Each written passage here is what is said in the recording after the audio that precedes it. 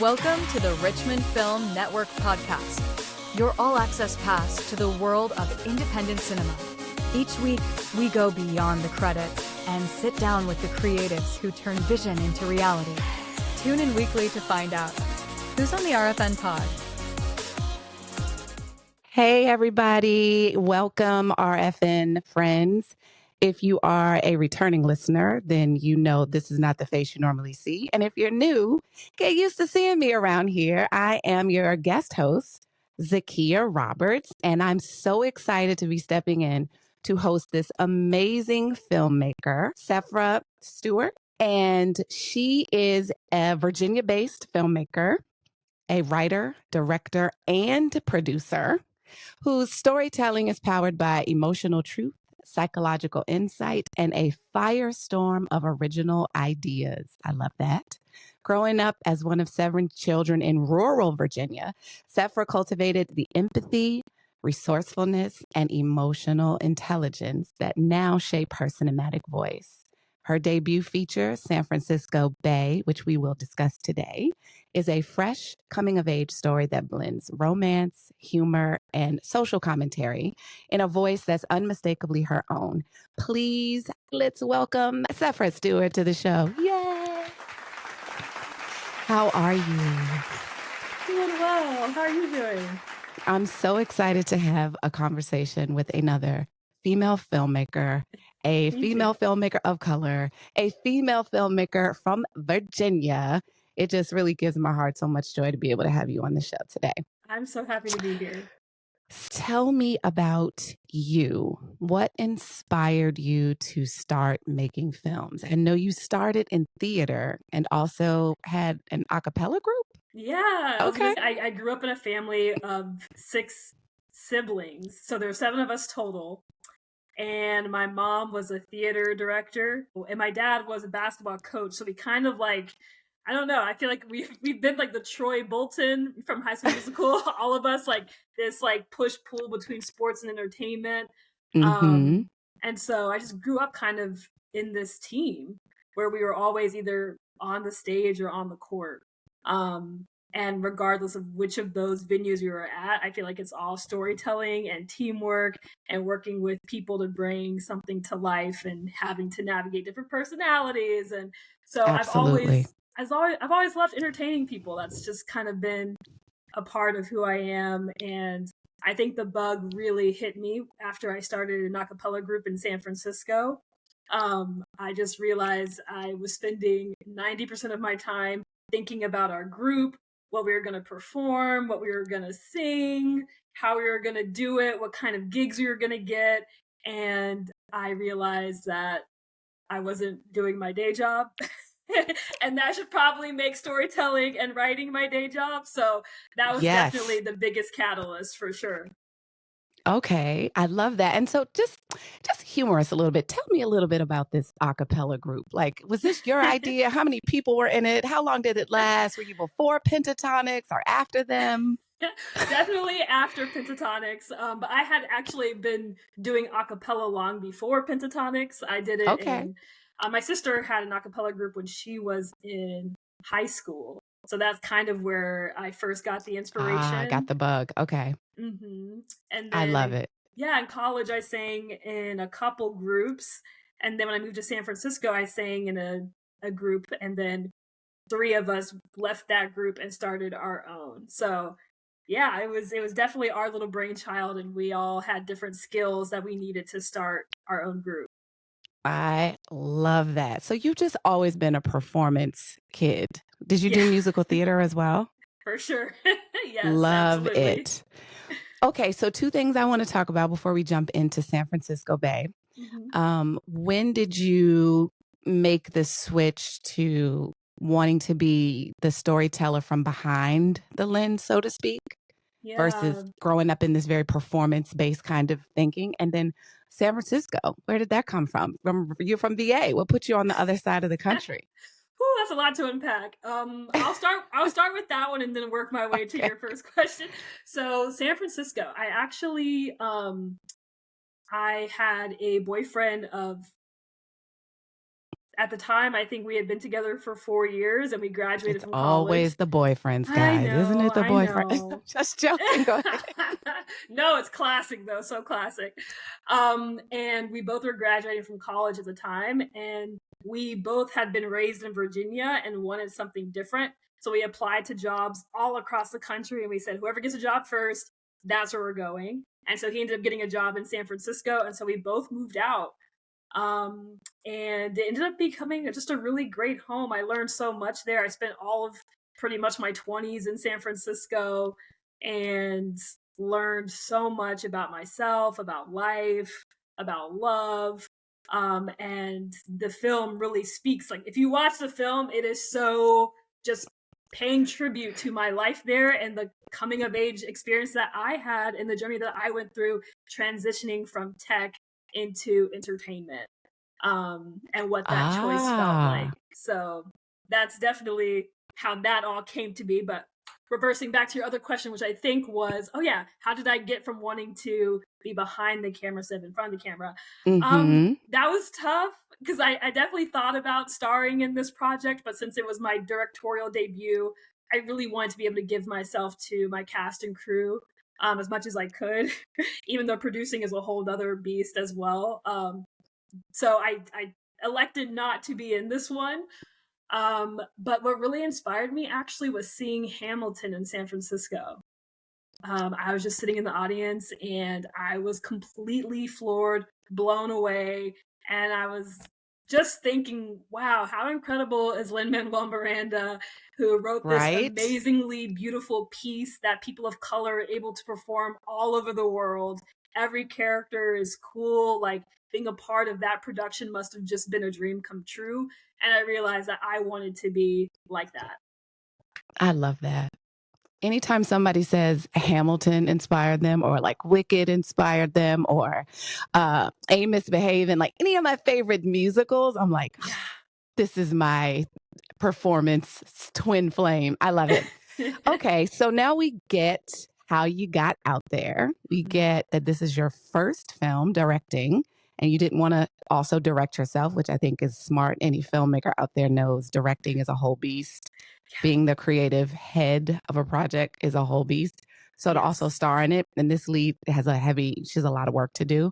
That would have been quite a bit of work for you. So yeah, smart on that. So let's get into, you kind of touched on a little bit of, it kind of is a homage to some of your transition. What inspired this story? And I know that's a very general question, but the first thing I thought watching this film was, she's so specific. Like, these are very specific choices. Culturally, it was very specific, which it felt very San Francisco. If anyone's ever visited San Francisco, you know the vibes are like so diverse and just so free flowing. But I was like, the romance culturally was specific. The choices of how his mom passed away was so specific. What he wanted to do for a living, what she wanted to do, even down to open house. I was like, did this woman actually create like a whole idea for an app for a film? Or was this really an idea for an app that she put into the film? So I really just kind of want to know what inspired this story and how specific you were able to get with things. Is that just your amazing writer brain? Or are you also pulling from some life stuff? Everything I write comes from life stuff.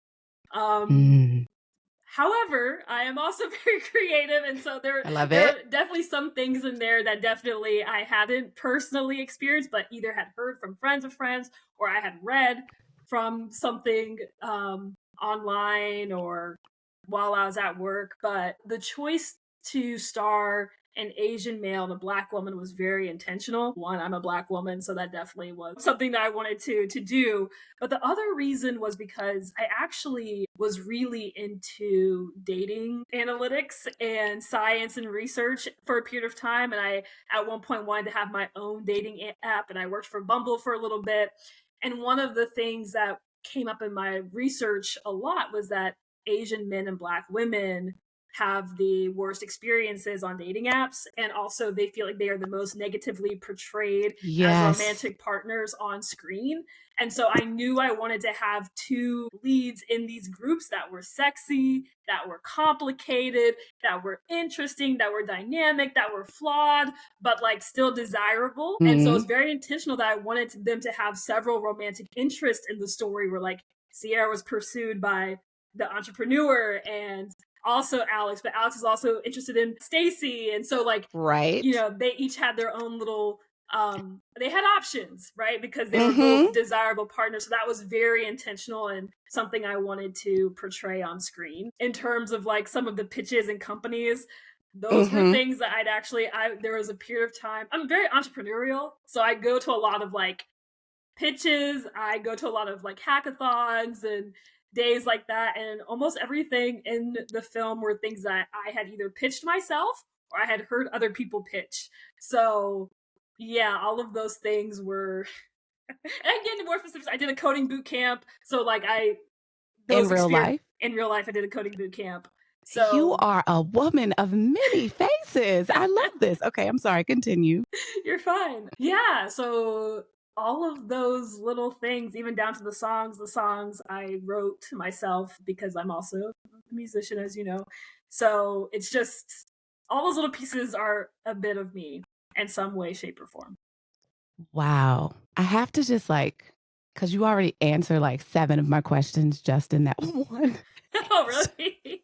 But that's good because it just tells me so much about who you are. So, bit of a note here. I don't do a deep dive of research on anybody before I interview them. I do a basic one because I really want to try to get to know you through conversation.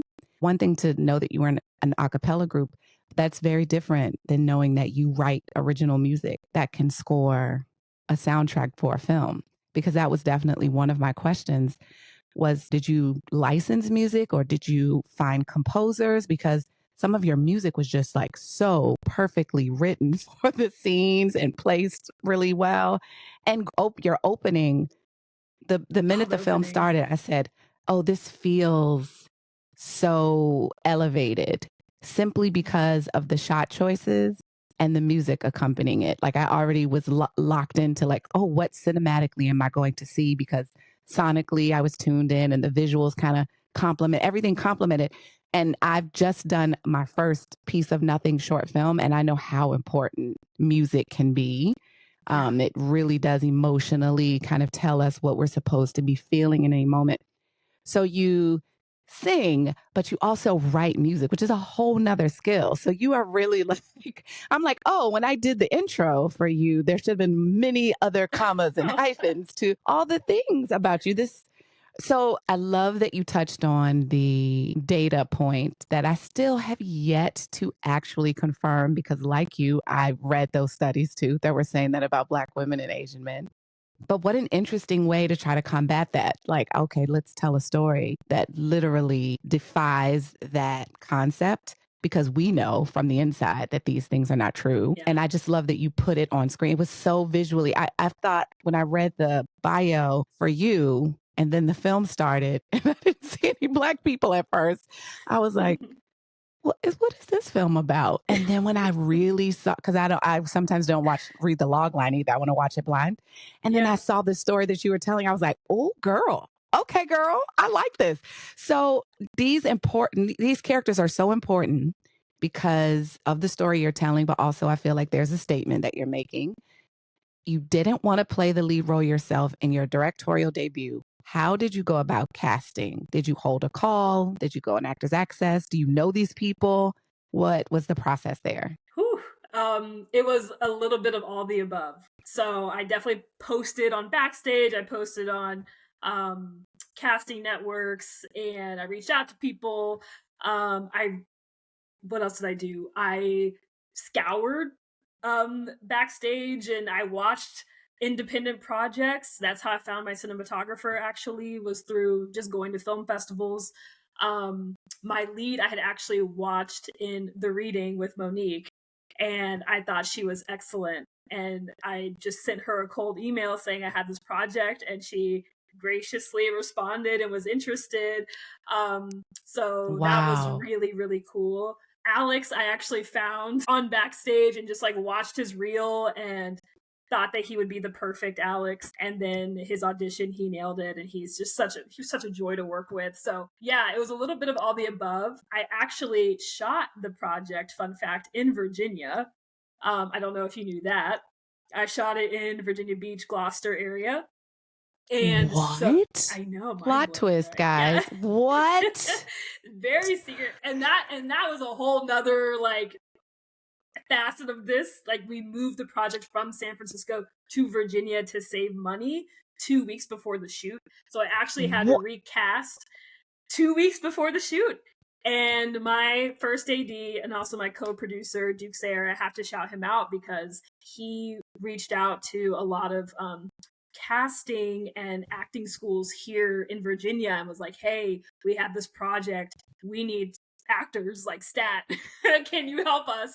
And to their credit, they sent me so many self-tapes like straight away. And that's how I got Brett and Bernice, who I loved, the coding boot camp instructors. That's how I got Melvin, who I could not even have imagined a better Melvin. Yeah. I would work with him forever. He was just like, awesome. He internalized, like he knew what I was trying to say with the character. And he learned all of his lines so quickly. That's how I got Susan. That's how I got Michael Minor. So yeah, it's just like, I'm trying to think of who else came through that. But yeah, so that was all like last minute casting that like Virginia really helped me secure, and they were all excellent. They're excellent. Come through Virginia. Yeah. And I hear some of these people are part of a Richmond Film Network. So yes, that means we have people in our community that show up professionally. I know Jai, I think his name is, that played Melvin. Yep. So, but you had your leads set.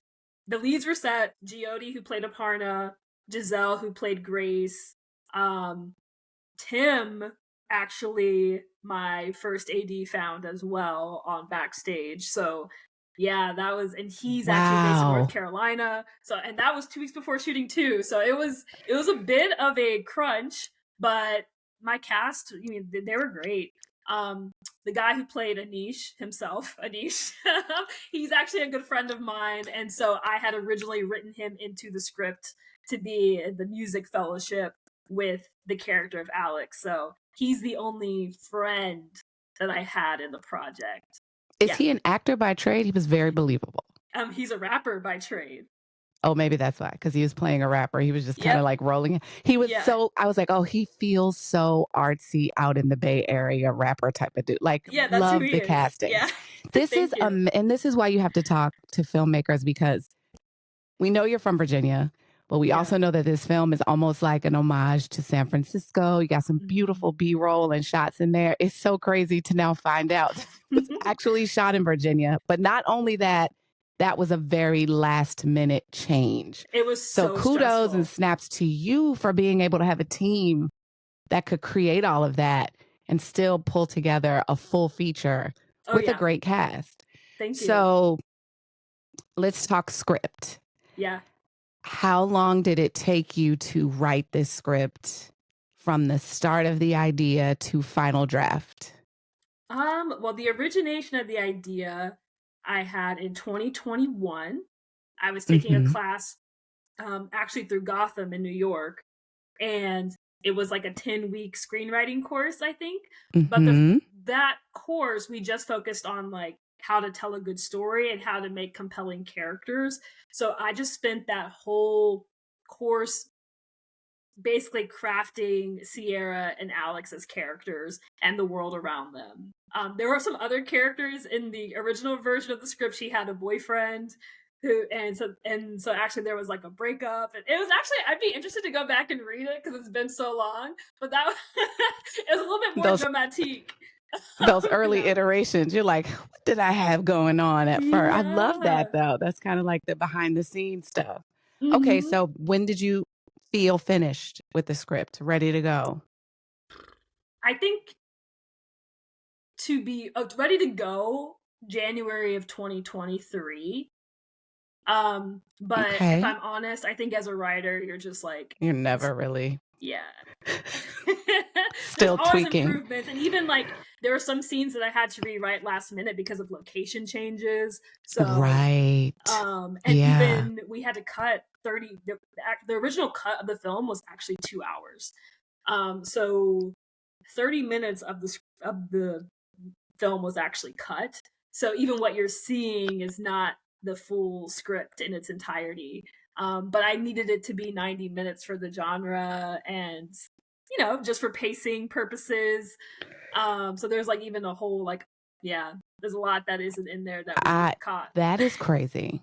I mean, 30 minutes of your film, and I know that this happens a lot in our business where things get cut and trimmed, but that feels like a lot of material that just got taken out. Was that a solo process? Was that you going through the edit and being like, we don't need, or did you have co-producers or your editors making the suggestions? Like, how do you make a call like that as a filmmaker when you know you need to shave down, but you feel that stuff is important, you know? Yeah. So I guess I'm lucky as a creative that I'm not really married to anything too strongly, for better or worse. Because I think that sometimes makes me a little bit too flexible. But at the same time, I think it's just because my background is in data analytics and human resources and startups. And so we're often having to pivot and we're like, this doesn't work. We got to get rid of it. You got to like move on. And so I am able to like embody that when I'm in the editing room and I'm like, I care about the audience feedback. So I actually screened it with some of my producer friends. Shout out to Nate Parker. He watched it and he was like, this is too long for the genre. Like, this is supposed to be a romantic comedy. And he was like, this is 2 hours long. Like, he's like, the editing needs to be faster. Like, your story will be funnier if you make it faster. So I definitely took that feedback to heart. I went to a lot of film festivals and markets and talked to people. And like, it was clear that 2 hours was just way too long for an independent film that was a romantic coming of age drama comedy. Like, it was just too long. So going in that editing room, there were two things I wanted to do. One of the things that you mentioned was wanting the project to feel elevated. We were on a tight budget. I self-financed this. So like, there were definitely scenes that I was like, oh, dang, if I only had more money or more time, this could have been better. And those scenes in particular that I felt were really suffering from production quality, I was like, get rid of it. We don't need it. And I was lucky enough that actually I had overwritten some parts in the script.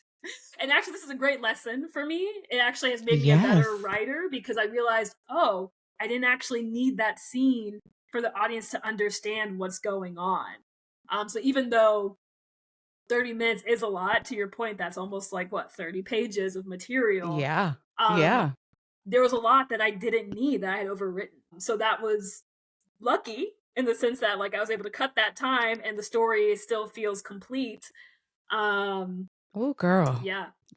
30 pages, like my heart broke a little bit. I just wrote my first short film and it's like 20 pages. And I'm like, you cut as much as I feel really proud of having written. Yeah, that is a lot of material, but you raise a great point. It's almost like you have a very rare ability to access the right and left brain equally, because a lot of times when you're artistically attached to something is so hard. You feel like you need every single piece, and maybe you can shave a minute or two here, but 30 pages feels like ripping out the soul of something. But you having worked in data and analytics and like, okay, but 1+1 still has to equal 2, kind of turns on that analytical part of the brain that just doesn't have room for the fat. And so I think that actually really serves you. I also think it's incredibly brave. And let this be a note to myself and any budding, aspiring, or even seasoned filmmakers out there, that showing your work to people and getting honest feedback is essential. So when you say you went to festivals, you were there with the 2-hour version? I submitted the 2-hour version to several festivals, and luckily some people reached out and they liked the film enough to give me feedback. That doesn't always happen. Usually you just get a rejection letter. But some people were like, hey, like, we really think you have something, but you realize that you submitted a very long film. And for film festivals, one thing that I learned in this process is that shorter is better because they have really stiff blocks. right? True. So Yeah. the longer that your film is, the more they have to work to try to fit it into a time frame that makes sense. And I didn't know that. So I definitely would have held off on applying to some until I had that much shorter version. And then once I did have the shorter version, my success rate increased, which, makes sense. Look at that. So definitely it's just been a great learning experience. There's so much you learn along the way, and I Absolutely. I feel like a soldier that's come out of battle. It's like now I feel like a general. I can go in and lead and just know better what I'm doing and how to support a project like this from start to finish. Absolutely. Oh my gosh, Cephra, I think that one of the best pieces of advice you can give a writer, storyteller is that if it's the visual medium of film, showing and not telling, and being as concise as you can with your writing. Like, how can you convey this story visually and with dialogue using as little but as descriptive words as possible? So it feels like you kind of found your way into how to make that rule work for you. Even looking at a scene like, oh, I didn't need this. But I mean, amazingly, you found that out after you'd already shot it. So let's talk days. How many days of actual shooting? And I'm including principal photography and like B-roll stuff, because you do have some stuff in there from San Francisco. Yeah. Was that stock or did you shoot it practically? Some of it was stock and some of it my editor is also a cinematographer. So she was like, we need some. She's shout out to Nisha, my best friend. She definitely went out and got some B-roll because she lives in San Francisco and was able to just like go out on her streets basically and pick some stuff up. So that was super helpful. Love it. But the total shooting days that we had it was 15.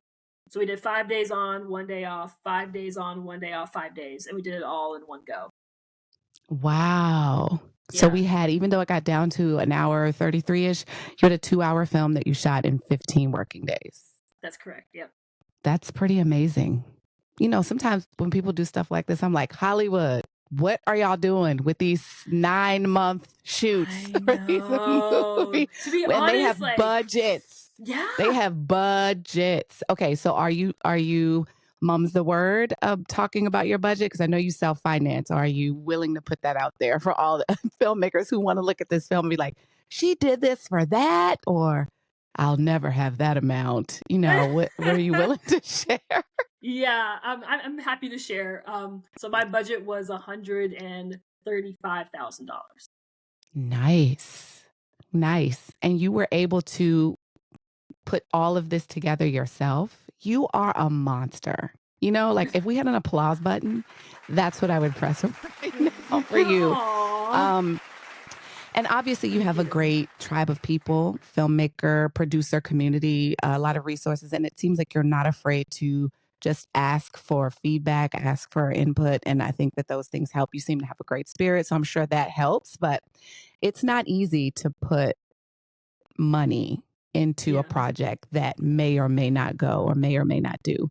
So I'm just saying to you from one filmmaker to another, congratulations. You made a great film and I enjoyed every moment of it. So what was your crew size? Were you a relatively smaller crew? Do you remember what your number of crew? We had about 15 to 17. So basically we had almost 3 members in every department. We had a DP, first AC, second AC, key grip. So we had 3 in G and E. We had 1 hair and makeup person. We had a script supervisor, my first AD. Gotta have that. My data tech. Who am I missing? I don't even know how many people that is. But yeah, it was roughly, and then I had a couple PAs every day. Shout out to Jay Durant, who also moonlit as an actress, but also one of my PAs. I love it. Double duty. Yeah. So it was roughly 15 to 7. Oh yeah, we had a production caterer too. So I would say, that was the main crew. So less than 20 people, pretty much, for crew every day. Yeah, That's it was awesome. 15. I would say, I think on set, I did the numbers recently. On set each day we had roughly 20, and that was including the actors. So I think our crew was 15. Oh, I mean, Oh and wait, so I'm forgetting about yeah, my production design team. Shout out to them because they're also amazing. Yeah, so we had 3 you for production can design never too. forget about production Yeah. design, because I was actually going to start to ask you questions about were there any challenges with knowing the aesthetic of San Francisco versus the aesthetic that you had to work with here in Virginia? I mean, if something is indoors, it's not as difficult, but exterior wise, where did you find any challenges with being in one location but pretending it's another one? Because I didn't catch it, and I usually catch things like that. Were there Yeah, any most people hiccups? don't know. To be honest, not so much. That's amazing. I found the locations, and once we knew where we were gonna shoot, it was fine. So I think the struggle was just making sure that we had those places. But I just did a lot of research. I know the area pretty well. So, and I know San Francisco pretty well. So I knew what we could cheat to make it look like San Francisco. Main Street in Gloucester looks like it could be a street in San Francisco, especially in like the Haight or the Castro district. So I knew for the wine and paint scene, we could film there and get the exteriors. For the beach scene, I knew there were several like beaches that kind of look like San Francisco, and that we have the bridge. And so I knew if I could find an area near Yorktown that kind of like had the bridge in the background, that we could cheat it to make it look like it was in San Francisco. So it was just a little clever finagling and finding like bars and breweries that look like they could be in San Francisco, even though they're here in Virginia. Wait, the bridge? You used the Virginia bridge?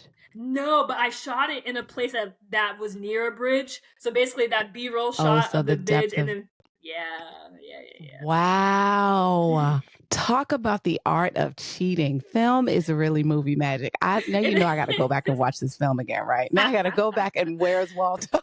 Every little thing. So what, and this is a really kind of going a little deeper question, what themes from this film, San Francisco Bae, feel most personal to you? Reinvention, ambition, belonging, or heartbreak? Oof. And why? All the above. All the above. Honestly, I think right now it's so funny because over the last couple of years since we filmed this, I feel like there's been certain seasons that bring like actual things from the script have come to life even more than they did when I was living them in San Francisco, which is it's bizarre and kind of creepy.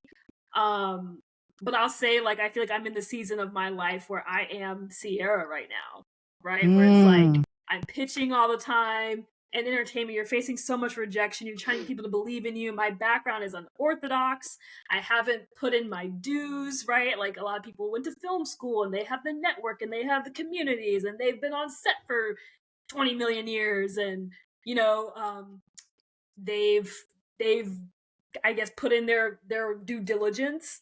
And I'm coming in as kind of this outsider who didn't go to film school, who kind of learned everything on my own, who kind of skipped a few. I didn't make a short film before I did this, which was in hindsight kind of ridiculous, but like that's just the kind of person that I am. So I did Pish it. posh. But a lot of people are confused rules by it, right? Like when I talk to other films, they're like, "You did what?"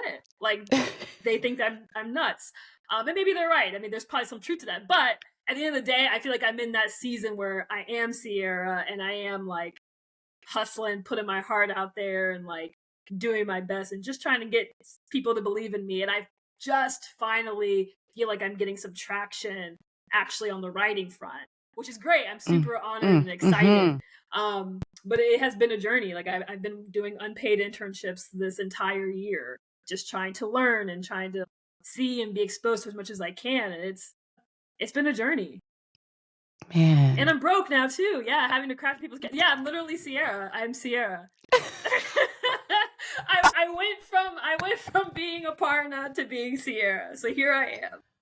I love it. Now you're like, you ready to move out? Yeah. Oh, that part killed me when a partner was like, "So when you moving out?" I was like, "Dang." I'm sorry, no spoilers, because I would love to send people to the film.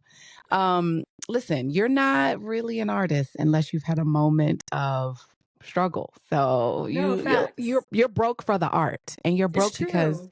and I'm not saying broke for real, but you know what I mean. Like Yeah. the artist's struggle is first putting all of you into something, and then that thing eventually pays you back. And you're just at that part where it's, about to pay you back, just not, it hasn't paid you in full yet.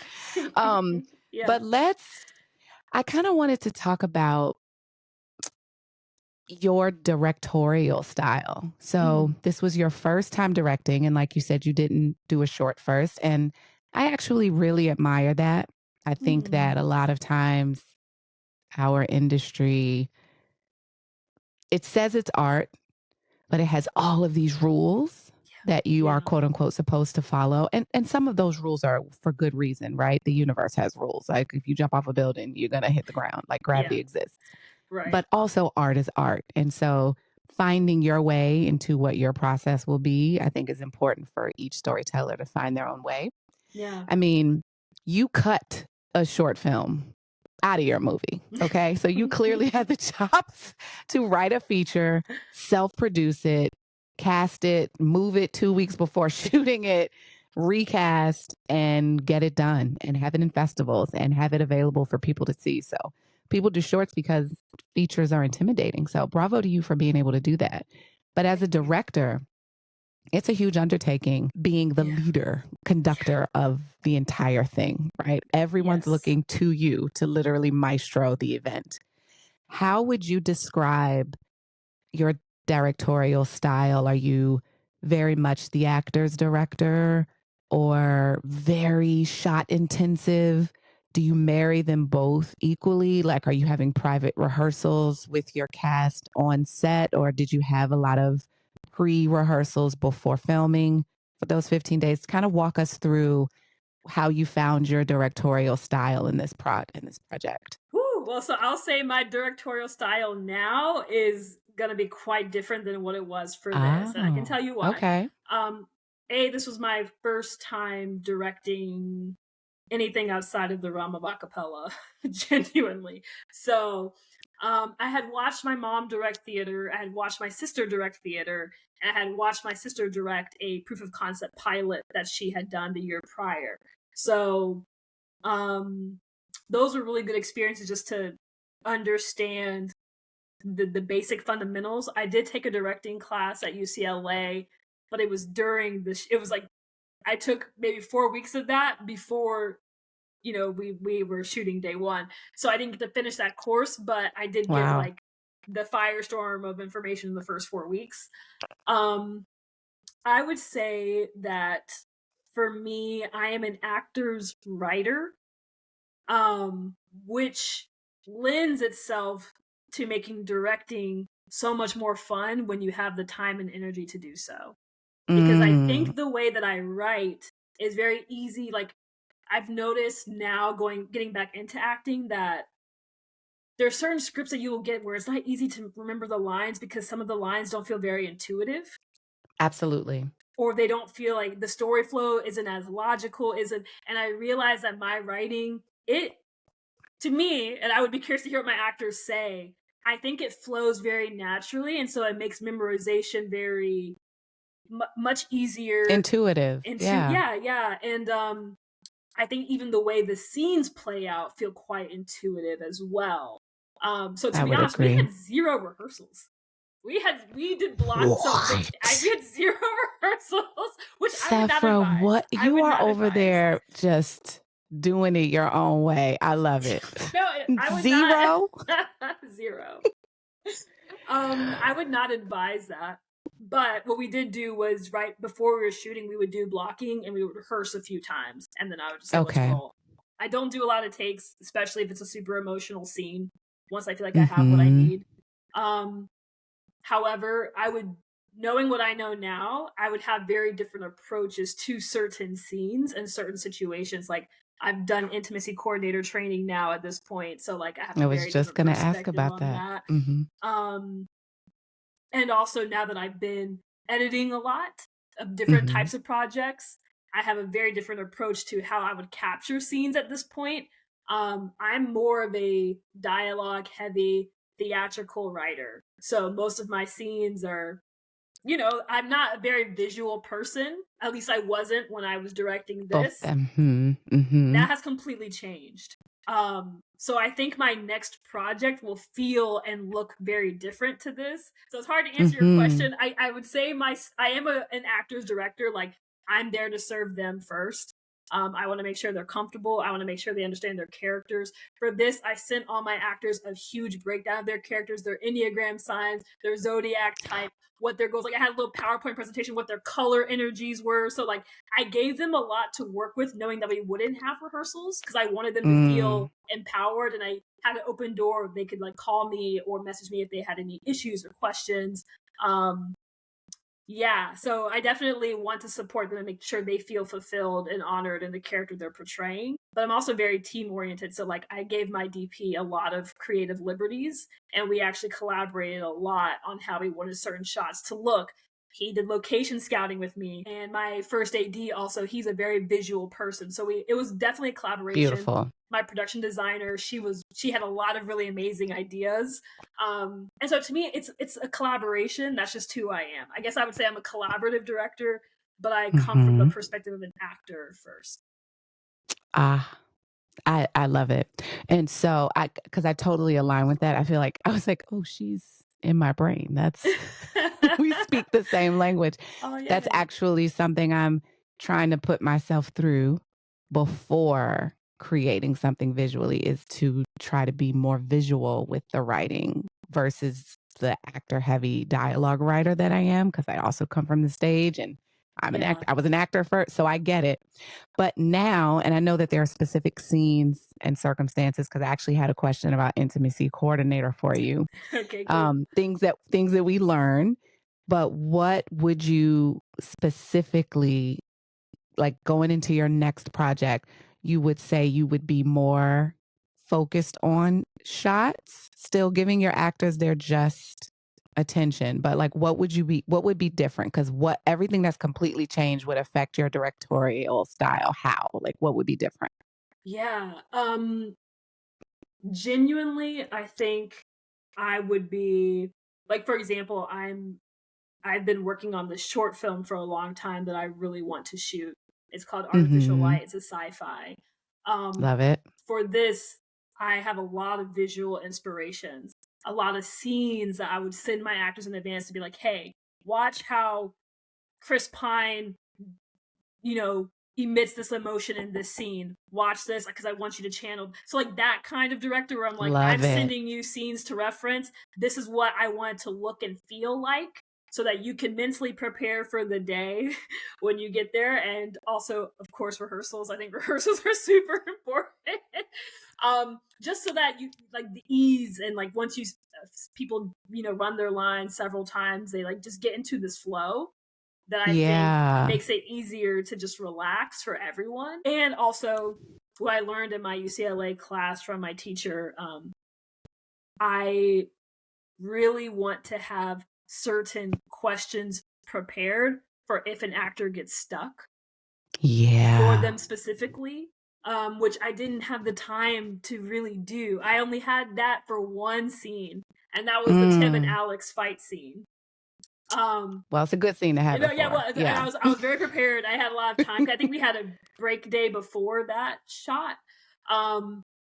So yeah, I just want to make sure I have questions like in the margins. If they're struggling, I'm like, okay, think about this, channel this, remember this, just to, make sure that they have what they need, as well as contingency plans for if things go wrong or we lose a location. Because that happened one day and I had to change a lot on the fly.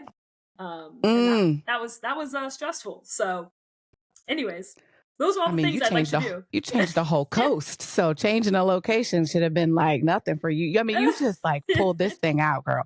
But yes, those are great. Those are great nuggets for us all to like listen. We're kind of like learning with you. You know what I mean? You've learned so much in doing a massive undertaking as your first directorial project.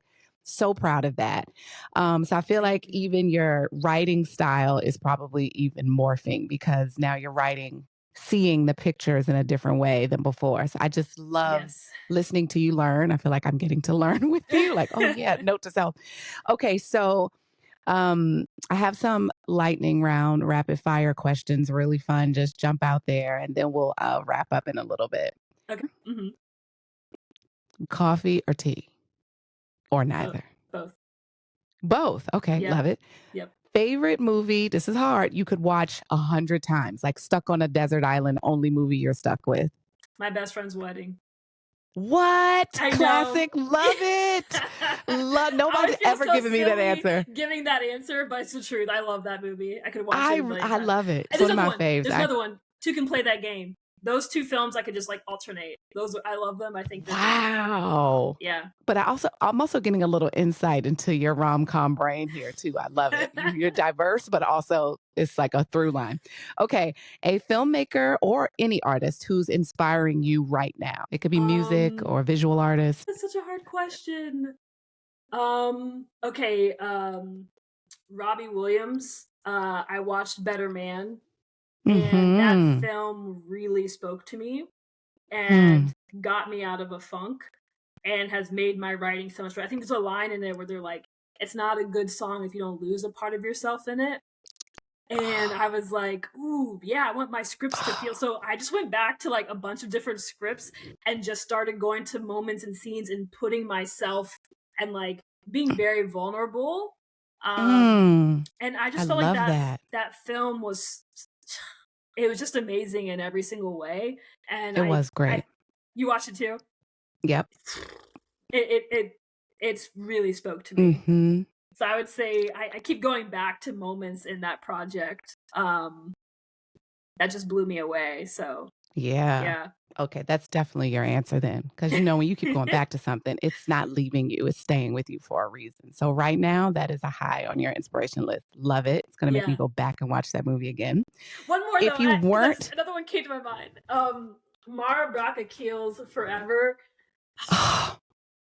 Girl, look, we got to talk offline about it. Yeah, it's so amazing. It's so right? And coming back. So we weren't the only ones that felt that way. Yes. So I've always been inspired by her, but yeah, she continues to reign. So anyways, continue.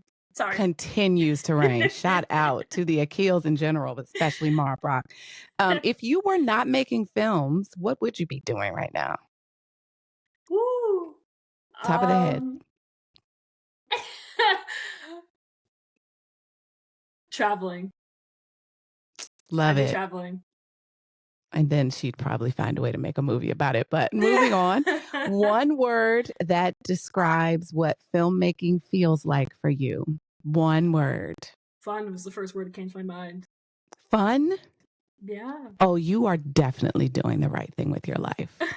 If there was ever a moment that you doubted or wanted to pivot or whatever, if fun is the first thing that came to your mind, you are definitely, and the minute it doesn't feel that way, maybe it's time to do something new. Because like most people, this business can be so crazy and the process is a lot.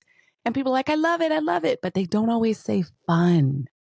I love that you said that. There's times when it's not, but like, there's so many times where it is. Yeah. I feel you.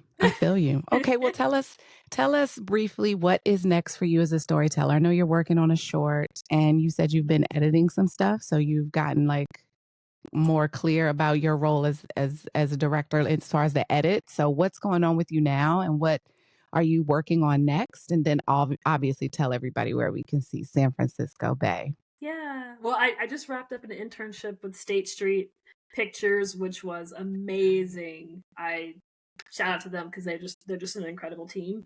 And this fall, I have a couple writing residencies that I'm doing. So I'm working on 3 scripts right now. One is a story about heartbreak. Love it. It's a psychological thriller, and I'll be writing that in Key West, which I'm super excited about. One is a script called Spirit Lines that is a supernatural mystery, and I'll be working on that in Idlewild. And the third is this short film script I'm turning into a feature called Artificial Light, and it's about a startup that hires an AI humanoid to manage their HR department. So they're all thrillers, which is a very different, like such a departure from San Francisco Bae, but I'm super excited for them. So hopefully, you know, they come to fruition and you'll hear more about them soon. I love that. First of all, that last log line is such a great elevator pitch. Like if I had the funding, I'll be like, how do I invest? That sounds like a winner. So where can people find you on social media? How can they reach out if they want to invest or maybe come on as part of your crew for a production? Like how can people find you out in the world? Yeah, you can find me. Everything is Cephra Stuart. So my website is cephrastuart.com. My Instagram is @CephraStuart. Very easy. And I'm very responsive through both. So feel free to reach out and I'd love to connect. Love that. And I love when people streamline all their internet find outs. Just Cephra Stuart. Just got my name. You can find me pretty much everywhere. Yep. And San Francisco Bae is available for public viewing on YouTube. Literally, if you just go to YouTube and put San Francisco Bae, you will find it, or you can go to sfbaefilm.com. Yes. So go to the website, sffilmbae.com or sfbaefilm.com. sfbaefilm.com or YouTube. But let's get the website clicks up. Let's get the views up. This was a great film. I'm definitely going to go back and Where's Waldo, Virginia versus San Francisco. I got to look at that depth of field and the bridge shot. It was a joy to have you. Before we go, could you just maybe leave a word of inspiration to aspiring filmmakers, something that feels like you would have wanted someone to tell you? And it doesn't have to be pretty and flowery. It could be real. It could be whatever you want it to be. I think the best piece of advice is let go of your ego and surrender. This journey is so humbling, and you're gonna face a lot of things that are gonna challenge your self-worth, your self-esteem, your perspective. And all you can do is stay true to who you are and believe in yourself. And remember why you're doing this, because I think it's easy to forget when you're going through those things. So yeah, I think that's the best piece of advice. Yeah, you lose your connection to even being present for it. Always keeping that why at the forefront is huge. And I think that everything you said before that comes as a kind of a benefit of keeping your why as your North Star. Thank you so much, Cephra Stuart. I can't do all your hyphens. I can do writer, director, producer, and then just say multifaceted performer and creator. Thank you for coming on the Richmond Film Network podcast. We cannot wait to continue supporting you with the projects you have coming out. I love that you wanted to share your vision with the world and a little bit of your story with us. Keep doing your thing, and from one filmmaker to another. You go, girl. Keep it going. Thank you for having me. It's been a pleasure. Likewise. Bye. Bye. That's a wrap for this episode of the Richmond Film Network podcast. Thanks to our guest and to you, our listeners, for tuning in. Don't forget to subscribe, comment, and share. Tune in next week to see who's on the RFN pod. Until then, keep the cameras rolling.